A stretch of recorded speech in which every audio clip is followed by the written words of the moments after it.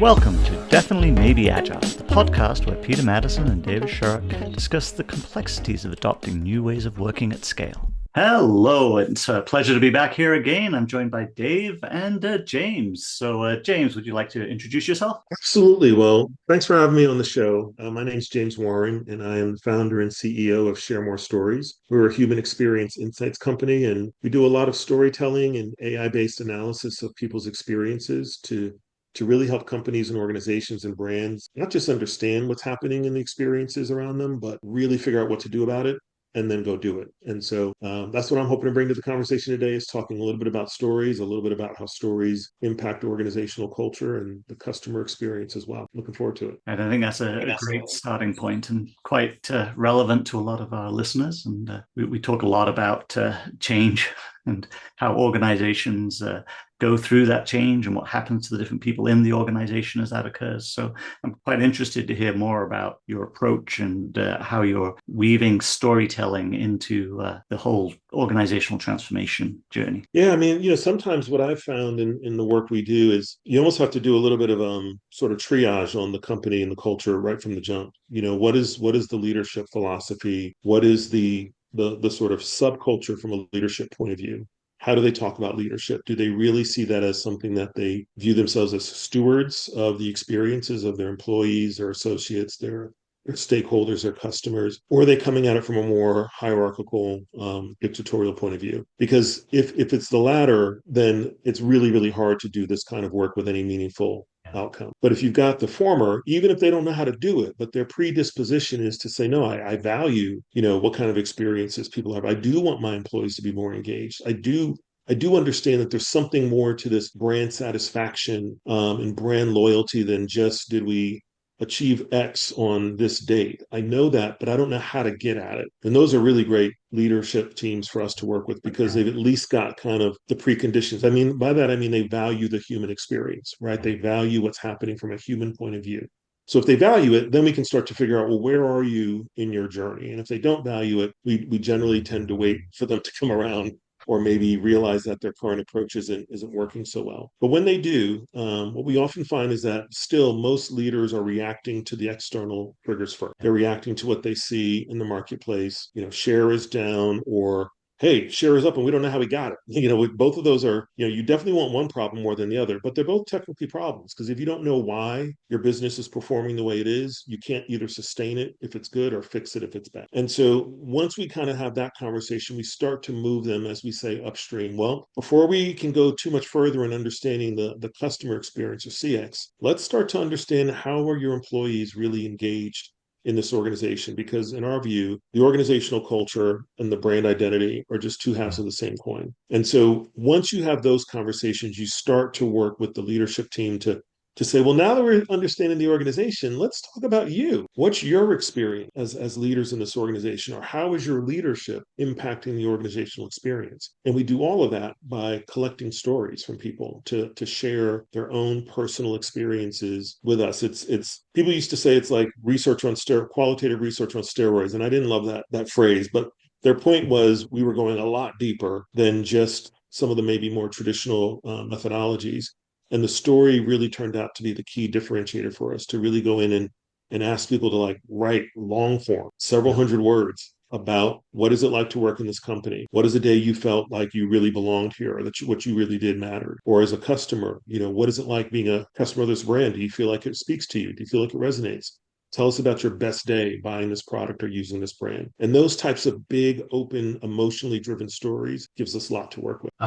James, as you're describing all of that, one of the things that really strikes me is so many organizations, like they live and breathe data. They geared up to pour over data coming in at them all the time, and yet you're describing something which is still data, but it's coming from a different place. How Yes. do you that sort of sense making? I always think of it as the Yes. sense making piece of getting narrow, and I love that gathering of stories because people say things in those like small phrases and clauses that tell you huge amounts. Yes. How do you kind of compare? Do you ignore the sort of traditional quantitative data? Do you collect some quantitative data and kind of merge it with what you're looking at? What's the balance, or how do you address the expectation perhaps of real Yeah. quantitative data in the conversations you have? It's an excellent question because frankly it came up for us just in terms of how we positioned our platform, the Seek platform, but it also comes up just in really trying to help solve the problem, right? Like you do have so much data and you do have a lot of information and you do have some insight, and yet you're still struggling. And so what we started to realize is, and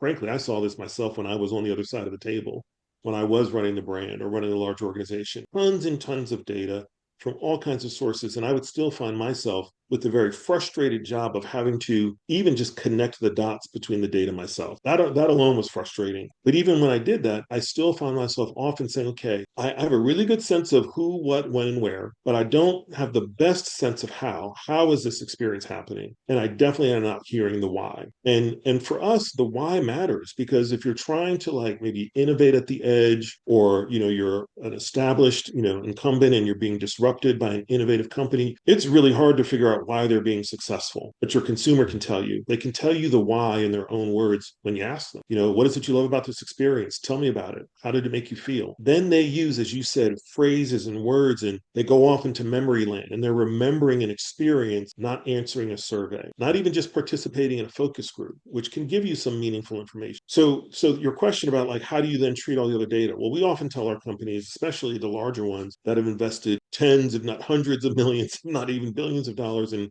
the data and information infrastructure they have. We tell them that data is useful to answer certain questions. But when your question is, why is this happening? And you don't have answers to that, you need a new tool and a new methodology. And so that's the first thing we try to help them understand is the different tools you have solve different problems. And you're probably short one or two tools in your toolkit. The second thing we do though is we do have the ability, because when we're collecting stories, as qualitative as that is, we can collect them at scale. We can collect 500, we can collect 5,000. And so those stories in a sense, they are data. Like you said, they are data in and of themselves. And when we collect a certain number, they start to frost that sort of that gap or that barrier of, is this enough for me to make decisions off of? Or how do I connect this data to, the billions of data points I have over here? And so we do some things where we can help them correlate. We can look for relationships and patterns between the data. We collect some of the things that they measure all the time, like of course, their demos and some of the behaviors and key characteristics. And we use those as the way to say, hey, we're going to understand the experience deeply here, but we're going to talk about it in a way that you can apply it to your business and do that even through your data. So we've been asked more and more recently as we work with larger companies to help them figure out not just what do they learn, but how to make it make sense in their organization. And it definitely comes down to we're not doing data integration because we're not at that stage yet, but it definitely comes down to sort of mapping and saying, when you see this kind of information, now you can look for it in your other data sets and your other collection methods in this way. So you're looking for patterns in all of the stories too, so you can start to see, is there a common thread here? Are there common parts of these stories as you work through them? It's interesting as you describe that and how it might tie back into that quantitative data and sort of create that fuller picture.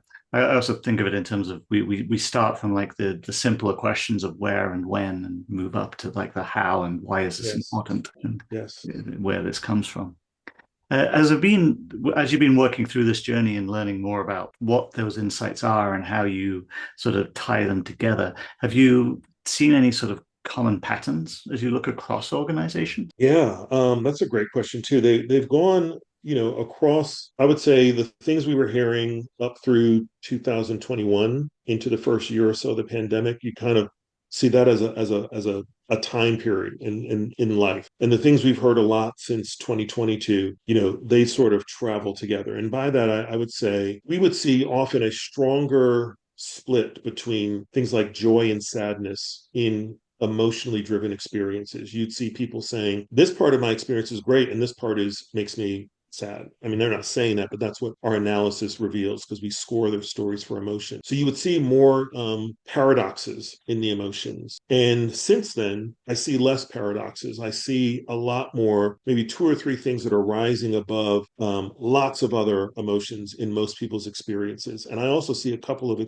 emotions that really are traveling across lots of organizations. And the biggest one that we see most consistently is trust being a driver of the experience. So either organizations, cultures, or brand experiences that are marked by very high trust or very low levels of trust. And you can then correlate that to other parts of their experience, other ways they're feeling about it, or the overall positivity or negativity experience in and of itself. You can use that to sort of both prove and disprove certain hypotheses that we might have about our teams or our customers and why they're staying and why they're buying the product and the brand. And then you realize they're doing that with a relatively low level of trust. So that should actually be a big blinking red sign for you that they are going to leave as soon as something better comes along because they're not having that rich experience of trust that we saw before. Now, maybe that's the break, from the pandemic and everything else that occurred with it, the sort of, change in how we saw work, the change in how we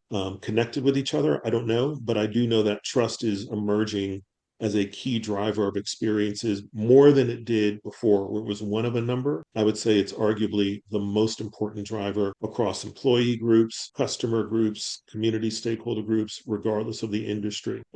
It's becoming the most predictive emotion we have about people's experience. I'm really interested to dig into this in a little bit more detail, but let's see if I can craft an appropriate question. Am I understanding correctly that I guess any company that tries to build trust would be doing that in the hypothesis that if we have a high trust culture within our company, then people are going to hang around longer and commit to the organization and so on. If we have high trust relationships with our customers, then they're again going to hang around with us a lot more. I just wanted to see if that really is correct. That would be the first thing. You mentioned immediately that there are companies growing with a low trust environment. So it's clearly not a gate that we That's have to right. put in place. It is. That's a great point. So, there are definitely times where, you might be a new entrant into the market. The product experience in and of itself definitely addresses what I would consider those lower levels of needs and benefits, right? So they're addressing functional benefits,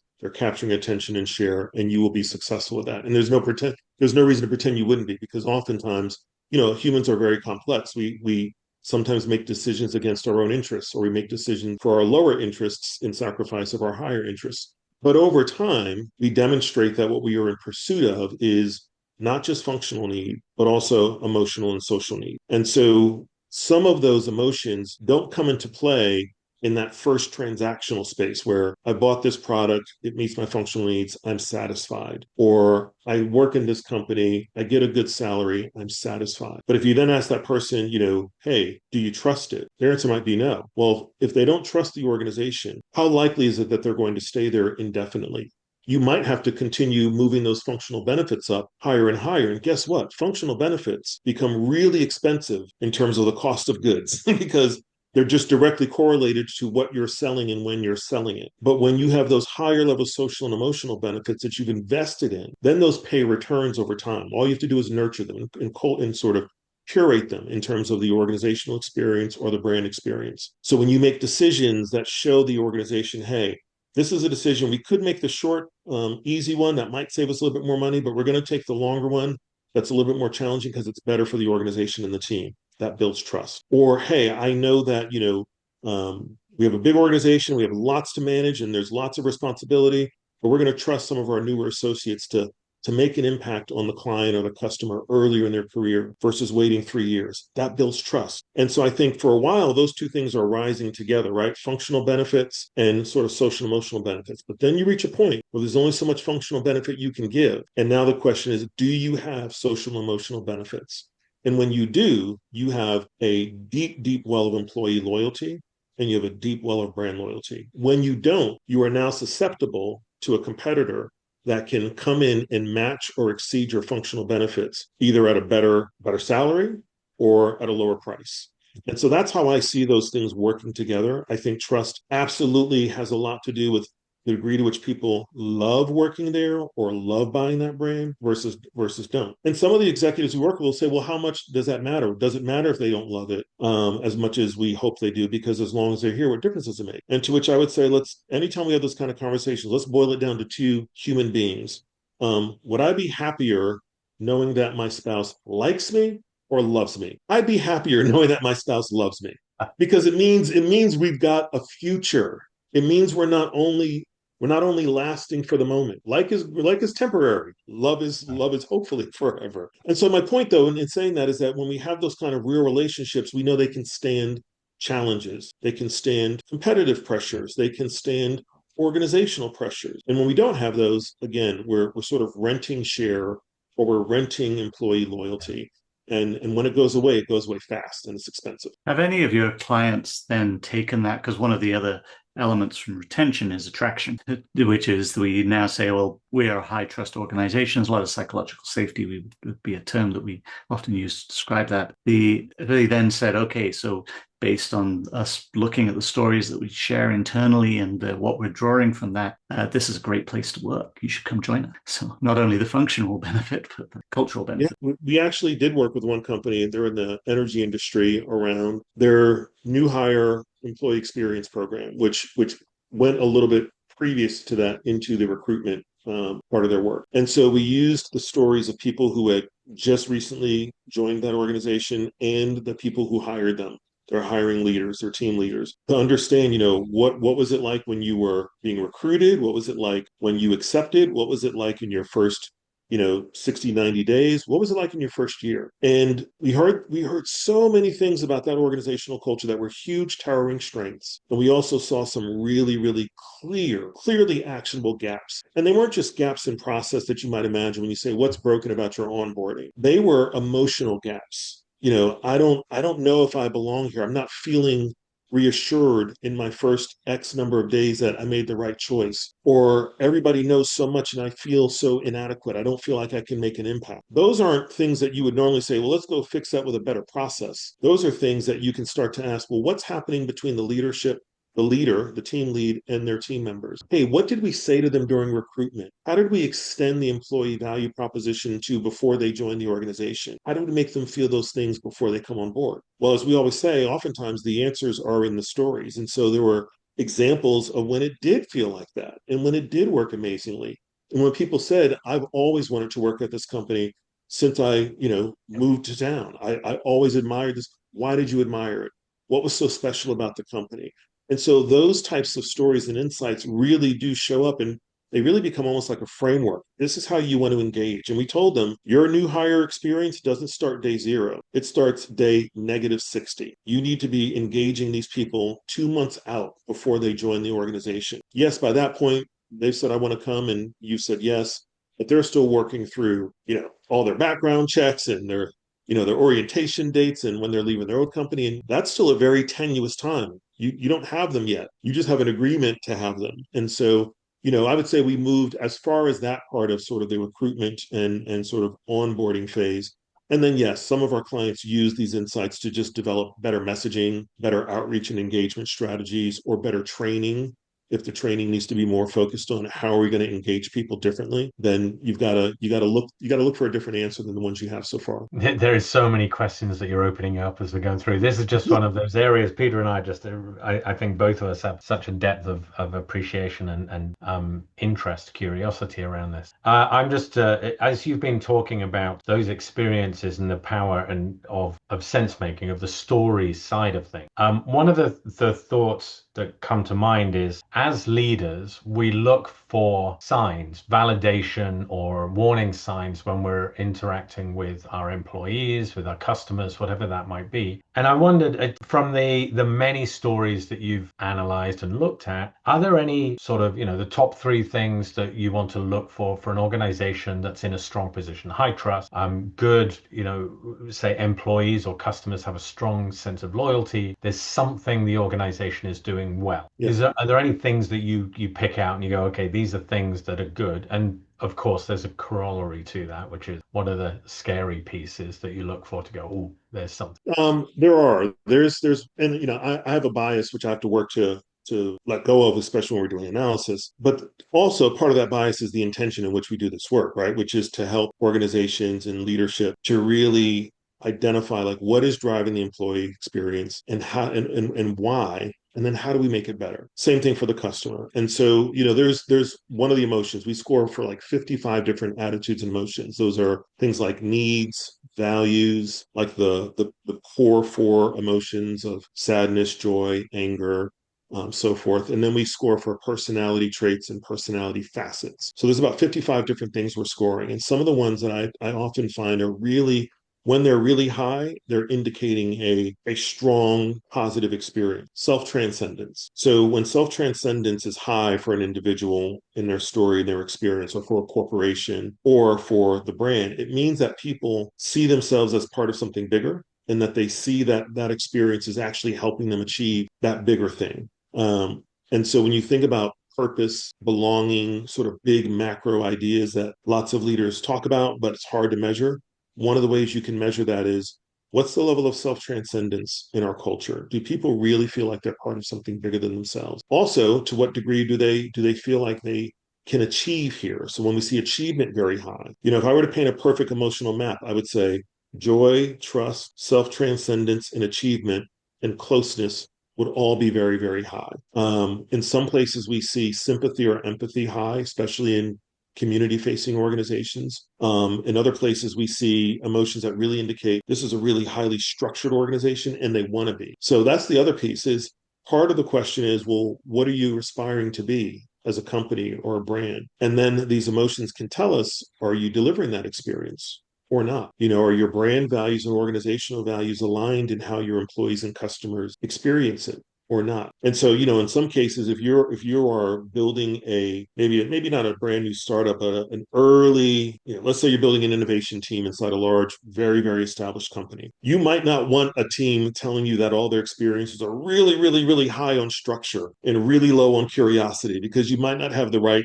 the right environment for that kind of innovation. But if you had that innovation team, and even if the organization as a whole was very high on structure, and you were seeing, structure is not that important to them, the curiosity is, and achievement is, then you'd say, we're creating the experience we need. We're creating the culture we need for these team members in this space to do the innovation work that they need to do. And so that's how some of our customers actually use it. Is sometimes it's a benchmark. Sometimes it's almost a diagnostic. We say, when you've done your employee engagement survey and you see a problem, instead of just going to your senior team and saying, hey, everybody looks great except you, what's going on in your organization? And then they go to their team, everybody looks great except for you. You're pulling my score down. And next thing you know, there's some poor person sitting there like, I just answered a survey. I didn't realize it had all these stakes.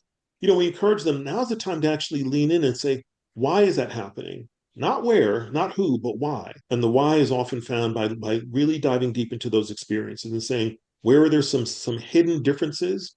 We think everybody who has this works in this department or has this tenure is going to feel and think the same. They don't. They have different emotional motives. Or maybe there's some hidden uniquenesses. We think that this customer and this customer couldn't be any alike, because they buy different things and they buy them in different ways. And then you realize that their emotional drivers are the same. Those are big opportunities. When you find those sort of hidden commonalities and those hidden differences, it really opens up possibilities for where you could go next, where you could sort of not just play at the margins, but maybe find a really big nugget that could shift the way you engage the organization or shift the way you engage the customer. Do you go and ask the people to tell their stories again over time as well, to see how they evolve? We would love to. We've done that a few times.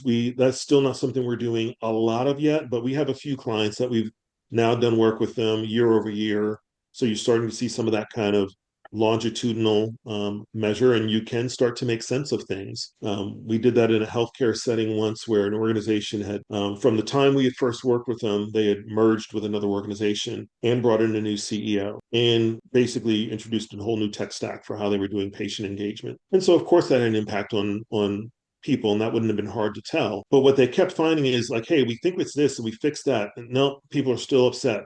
We think it's this, we fix that. Nope, people are still upset. We think it's this, we fix that. Nope, people are still upset. And what they found is the people that they had hired to basically be the front-facing sort of like patient engagement for people who were, either going through discharge or needed, you call a number and they're helping you refill your prescription, or they're helping you schedule your appointment. They're actually going into like a call center of sorts.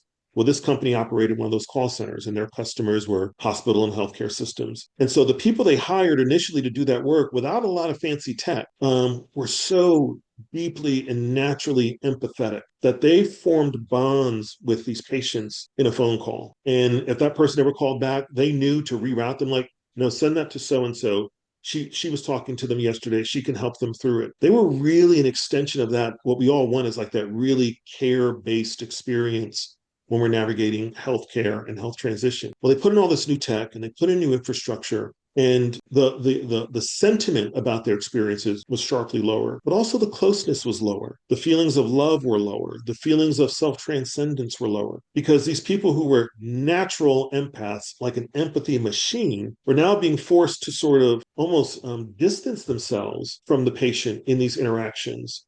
The tech that was supposed to make the experience better was actually making it worse, because the experience was meant to be as close as I could be to you through the phone. And so we showed that to them in the second round. And they said, before I could even finish the presentation, the chief people officer said, you just revealed what's happening in the company. And I was like, no, I know that's what we do. They're like, no. That's the problem. That's what we're going through right now. Like, people are upset. We thought we were making their lives better. And they're talking about leaving. They're saying, I didn't sign up to work for this. I signed up to be a caregiver, basically, through the phone, through the web, and you're taking that away from me. And so, when we get a chance to like reveal that type of stuff, which you only get because of that pre and post, it's frankly, it's very, very gratifying, because it tells us that we can make a real impact, not only in the employee's life, but also in that patient or that customer's life that they're working with. And we've done that in a few other places too, but that's definitely an area we want to work more closely in. I was going to say that sounds like a very rewarding environment, just like, learning that comes through. And I'm hoping the healthcare company that you're describing kind of was able to adjust some of the things that they were doing to turn that one around. I'm going to ask a bit of an off the wall question. I have no idea, but I'd love to know if you've had any experience in sort of technology driven companies where Agile is being introduced, and whether you can speak at all about the impact of something like Agile and DevOps, if you're familiar with that, and what it did in an organization. Yeah, so we've worked with a couple of I wouldn't say large technology companies, but we've worked with a few smaller, not early stage startups, but late stage, and they're definitely they follow that methodology and proponents of Agile. And what I would tell you is, even when we are hearing stories, we maybe weren't studying that experience in depth, but we were studying, when we talked about people's experiences in those types of culture, were, hey, what's happening that's working well when things are moving quickly and clearly, and you're able to move from this piece of work to the next piece of work with clarity. We found out that, just like every place else, leadership plays the biggest role in that. The biggest driver of how well people experience those types of environments, where you have that kind of structured, tech forward process and infrastructure, leadership still matters. And I think sometimes people think, when you are moving in that really fast, really agile environment, that it's the process that's driving things. And if we have a good process and everybody's on board with the process, we've got the right tools, then we can move really, really quickly. If you don't have the right leadership, it won't matter. And so what we learn in those types of environments is still the role that leaders play, even if they're cut from the same cloth, even if they speak that language, even if they understand that methodology deeply. They can't assume that the basic human needs that employees have, of feeling on some level connected to their work, feeling like their work matters to them and that they're having meaning in their work. More and more employees are showing up to organizations with those as sort of table stakes. They may not look the same. They may not all be extroverts. They don't all want a ping pong table. They want different things, but what they really want is meaningful, valuable work, and to be well compensated for it. And so even in those environments where you've got that sort of mindset, or even that kind of pressure, the leadership responsibility doesn't diminish. In fact, it might go up. We have found that in places that have a high speed, high output type culture, leaders have to be able to keep up with that. And so they've got to adapt. They've got to adopt different tools and skill sets that enable them to really have their finger on the pulse of the culture, so that they're not processing themselves to death in the wrong direction. It's fascinating what you're saying there, James, because the so many times leadership, I mean, all of the studies coming in from the Agile tool vendors and transformational change, they all talk about the importance of leadership buy-in and leadership driving the change. Absolutely. What you're describing is, because one of the things that you often have with leaders is they begin feeling disconnected because they're somehow no longer involved in these key decision points, or at least they don't feel that they're allowed in that context. And what you're describing, and it's a really interesting takeaway, is the criticality of that role goes up, not coming down. Yes. And that's the way to almost, I think it was in one of the episodes, one of your earlier shows, I heard one of your guests talking about this, how you really have to get your leadership team on board early on by making them part of this process. They're not there just to be approvers. they play a role throughout. They're not there just to say, hey, we're ready to ship our next release. Here's the demo. They need to be engaged throughout the process. And it's not the same type of engagement in an old school sort of traditional method, especially because Agile enables a more participatory, a more democratic a process to things. That is actually the pinch point. That's where leadership feels its stress. They are used to,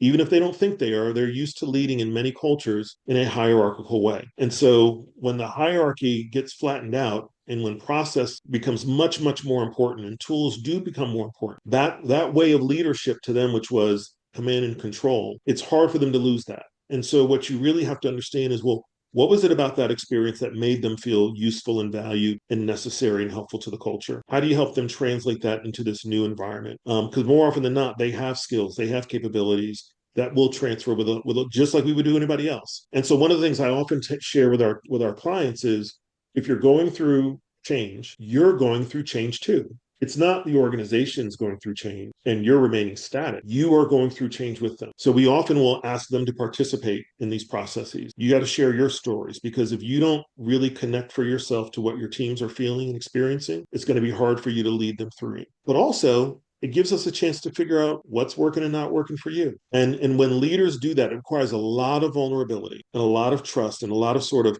making them feel really comfortable getting vulnerable. When they do, I mean, light bulbs go off over their head. The things that their teams have been trying to get them to hear for a year or 2 years or 5 years, they now realize immediately,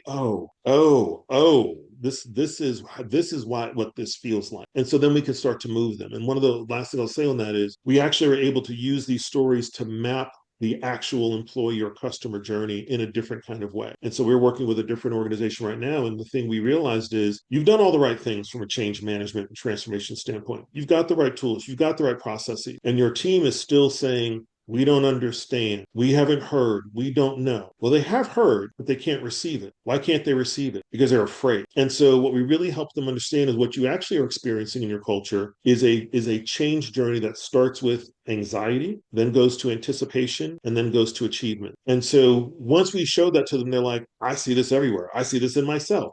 And we said, that's the best part about this. If you can relate to this, then you can be an authentic, vulnerable leader with your teams. And they could say, oh, I know, James gets it.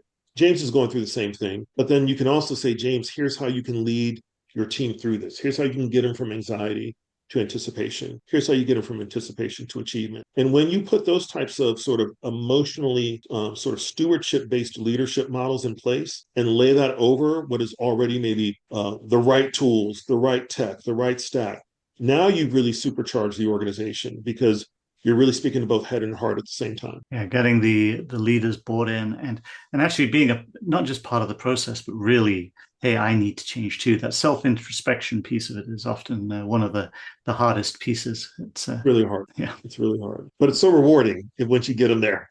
Yes. Yes. Yeah. Well, I think we're almost at time. I think we could probably carry on this conversation for quite some time, but I think at this point is we like to wrap the story up with a key takeaway from each of us. So, James, what would your key takeaway from this conversation be? I think, we're talking a lot about change and transformation. And I think, probably the main thing that I would stress to folks is, it does start exactly where you said, with a leader being willing to reflect and then engage. And those two things go hand in hand. Reflect on my own experience as a leader and how my experience be affecting others, and then engage them by asking them to share theirs with me. Role model the vulnerability that I want them to then demonstrate. And once we start that process, the emotional side of change is now well underway. The other stuff is still going to take a lot of work, but I think we so often skip that really, really important part of, what's the emotional process of this transformation? Because it's a change journey. And as humans,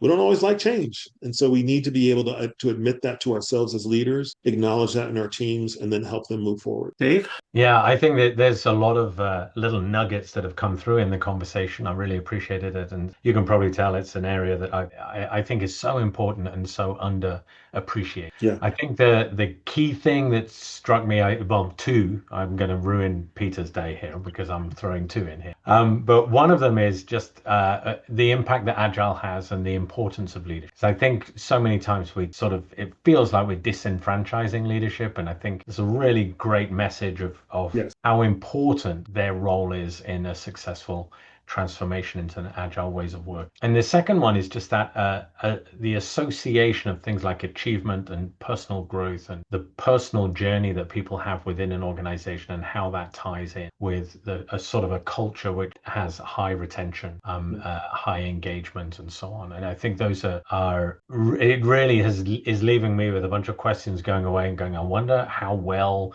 we do that within our own organization, and I wonder what we're seeing in other organizations as well. So, Peter, I hope I've left you a few things behind. There must be something in all of that. It was a great conversation. So thank you, James. And yeah, I think for me, I think there was many things you put. I like the points around leadership. It's such a key point that often gets overlooked. But also just the entire piece that you're doing there, capturing stories and drawing the context from those, and thinking about that as another point of visibility for the organization and the insights that can then give to leaders, and that they can then start to think about their organizations in different ways. I think that's an incredibly valuable way of looking at things. So with that, I think we can wrap up for today. So thank you, Dave, and thank you, James. And thank you very much. This was a wonderful conversation. I appreciate it. You're welcome. Yeah, thanks a lot. And James, thanks again for joining us. Absolutely. My pleasure. You've been listening to Definitely Maybe Agile, the podcast where your hosts, Peter Madison and David Sharrock, focus on the art and science of digital, agile, and DevOps at scale.